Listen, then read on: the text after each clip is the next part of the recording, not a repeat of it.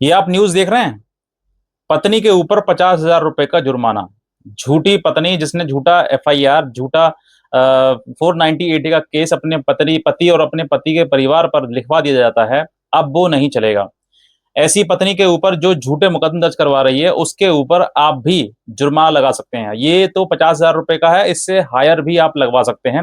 लेकिन सिर्फ और सिर्फ आपको पता होना चाहिए प्रोसीजर क्या है, तरीका क्या है। अगर आप प्रोसीजर से गुजर जाते हैं तो मैं कहता हूं कोर्ट को कन्विंस करने में और उस महिला, झूठी महिला के ऊपर मुकदमे के बाद जुर्माना लगाना कोई बड़ी बात नहीं है। क्योंकि आज के टाइम में सबसे ज्यादा दुरुपयोग जो हो रहा है वो दहेज के मुकदमों का ही हो रहा है। परिवार का ही नाश हो रहा है, कहीं ना कहीं परिवार ही खत्म हो रहे हैं। और इसी वजह से कहीं ना कहीं दुरुपयोग, जो महिलाएं जो है वो झूठे मुकदमे दर्ज करके अपने मायके जाके बैठ जाती हैं और वो फिर मुकदमे लड़ती हैं। तो आज मैं आपको विद एविडेंस, विद जजमेंट आपको बता देता हूं कि क्या आपको करना है, किस तरीके से आप इस झूठे मुकदमे से बाहर आ सकते हैं और क्वेश करवा सकते हैं, रद्द करवा सकते हैं। बहुत ही आसान है, सिर्फ और सिर्फ आपको जजमेंट के साथ में कोर्ट को कन्विंस करना है। और कोर्ट जो है कन्विंस आपकी हो जाएगी, लेकिन सिर्फ और सिर्फ आपको सही रास्ते से, सही डायरेक्शन से, सही जजमेंट के साथ में कोर्ट को कन्विंस करने के लिए प्रोसीजर पता होना चाहिए। क्या है प्रोसीजर, मैं आपको बताता हूं कि अगर आपके ऊपर कोई झूठी एफआईआर दर्ज करवा दी गई है, तो आप एफआईआर होने के बाद, या फिर आपके उस केस में चार्जशीट लगा दी गई है, या फिर ट्रायल स्टार्ट हो चुका है, तीनों पॉसिबिलिटीज हैं। अगर तीनों काम, अगर आपके यहाँ कोई सा भी काम हो चुका है, तो मैं कहता हूं आपको जो ट्रायल कोर्ट है उस कोर्ट के सहारे नहीं बैठना चाहिए। आपको उसके जो झूठा मुकदमा है उसको लड़ने के लिए आपको अपेक्स कोर्ट की शरण में आना चाहिए।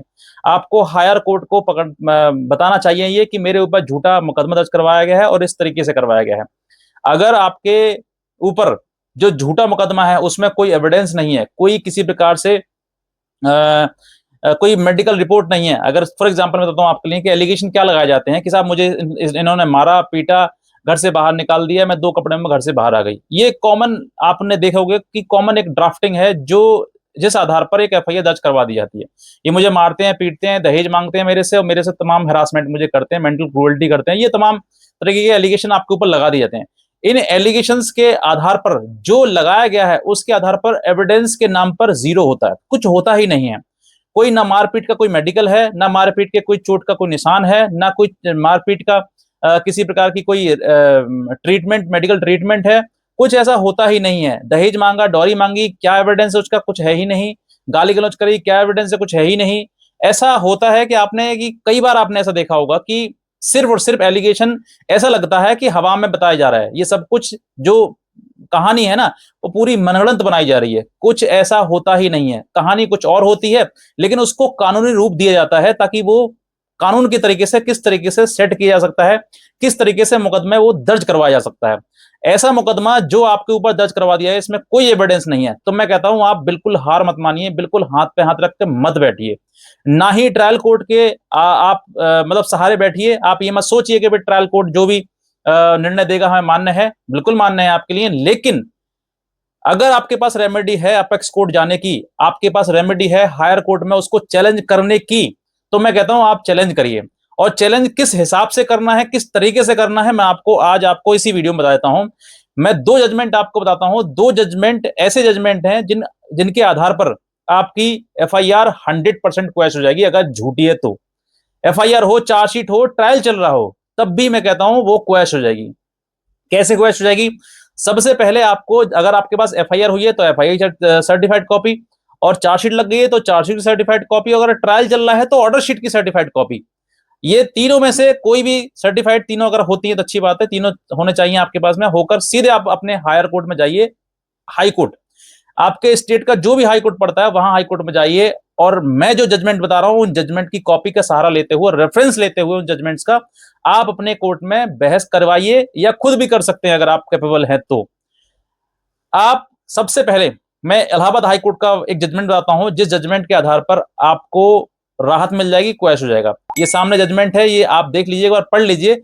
इस जजमेंट में, ये जजमेंट में क्या है कि महिला के द्वारा सिर्फ और सिर्फ एलिगेशन, ऐसे एलिगेशन लगाए गए जिस जो कि वेग एलिगेशन है, ओमनीबस एलिगेशन है, जिसमें कि किसी प्रकार का कोई एविडेंस नहीं था, कोई साक्ष्य नहीं था, कोई मेडिकल रिपोर्ट नहीं थी। और वो पूरी एफआईआर दर्ज करवा के जो है पति और पति के परिवार वालों को परेशान कर दिया और उसमें सभी को मुलजिम बना दिया। तो ऐसी जो एफआईआर आई थी ऑनरेबल इलाहाबाद हाई कोर्ट के समक्ष पूरी रद्द कर दी, क्वैश कर दी। क्यों? क्योंकि ये पूरी मनगढ़ंत कहानी थी, पूरा झूठा मुकदमा था और किसी प्रकार का कोई भी एविडेंस पत्रावली पर दाखिल नहीं था। इसका मतलब साफ है कि ये पूरी कहानी मनगढ़ंत थी, ओमनीबस थी, वेग एलिगेशन थे, झूठा था पूरा। ये पहला जजमेंट ऑनरेबल हाई कोर्ट का। दूसरा और जजमेंट बताता हूं आपके लिए ऑनरेबल सुप्रीम कोर्ट का, जिसमें भी ऐसा ही हुआ था कि पत्नी के द्वारा जो है तमाम झूठे मुकदमे दर्ज करवा दिए थे और साथ ही साथ में पत्नी ने सिर्फ और सिर्फ vague allegation, no medical report, no false मतलब ट्रीटमेंट किसी प्रकार का, और किसी प्रकार कोई ना फोटोग्राफ, ना कोई ऑडियो, ना वीडियो, कुछ भी ऐसा एविडेंस नहीं था जिसपे ये कहा जा सके कि हाँ इसके महिला के साथ में ऐसा कोई उत्पीड़न हुआ है, ऐसा कोई भी मारपीट जैसी घटना या किसी प्रकार से कोई डॉरी डिमांड जैसी चीजें कुछ हुई हैं, बिल्कुल भी नहीं कहा जा सकता है। इसीलिए ऑनरेबल सुप्रीम कोर्ट ने भी उस मतलब एफआईआर को क्वैश कर दिया, जिसका जजमेंट की कॉपी मैंने सामने लगाई हुई है, इसको भी आप पढ़ लीजिए। इन दोनों ऑनरेबल सुप्रीम कोर्ट का एक जजमेंट है, एक ऑनरेबल इलाहाबाद हाई कोर्ट का जजमेंट है। इन दोनों जजमेंट की कॉपी अगर आप ऑनरेबल आपके जो भी इलाहाबाद हाई कोर्ट का है, मतलब आपके जो भी हाई कोर्ट्स पढ़ते हैं आपके स्टेट के, वहां पर जाकर अगर आप कहते हैं तो मैं कहता हूं कि आपकी 100% एफआईआर क्वैश हो जाएगी, एफआईआर हो, चार्जशीट हो या फिर ट्रायल चल रहा हो। सिर्फ और सिर्फ आपको कोर्ट को कन्विंस करना है। ये रही प्रोसीजर। इन दोनों जजमेंट की अगर आप कॉपी चाहिए तो दिए हुए नंबर पर संपर्क करते हैं, मैं आपको इस जजमेंट की दोनों की सर्टिफाइड कॉपी भी आपको दे दूंगा। इसके अलावा और भी रेफरेंस हैं जो मैं आपको दे सकता हूं, लेकिन आप जो है इन दोनों पर फोकस करिएगा। अगर झूठी एफआईआर है तो मैं कहता हूं आपको ट्रायल फेस करने की आवश्यकता नहीं है, सीधे अपेक्स कोर्ट में आइए, जजमेंट की रेफरेंस दीजिए और सीधे एफआईआर को क्वैश कराइए और बरी हो जाइए। वरना आपको सालों साल मुकदमे लड़ें और लड़ने के बाद फिर लास्ट में पता चली कि हम तो बेफालतू लड़ लिए, बेफालतू पैसा समय खराब हो गया। वो सब बचाइए और समय रहते हुए अपने मुकदमे को क्वैश करवाइए।